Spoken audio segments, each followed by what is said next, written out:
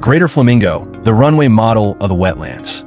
With a height of up to 130 centimeters and custom-designed cherry blossom pink feathers, the Greater Flamingo is a true runway superstar of the wetlands. These elegant waders thrive in expansive wetlands, marshes, and coastal waters, where they feed primarily on fish and aquatic invertebrates. During breeding season, flamingos gather in massive colonies, turning nesting into the most competitive blind date event in the bird world. Despite the crowd, they are loyal romantics. Flamingos practice monogamy, forming strong pair bonds. Together, the flamingo couple build a cone-shaped mud nest using reeds, grass, and silt in the shallows. They take turns incubating the eggs for about a month. True teamwork goals. The Greater Flamingo is a migratory bird, but in China, it is considered a vagrant, a species that strays from its usual migration route due to extreme weather conditions. Encountering one is a rare stroke of luck.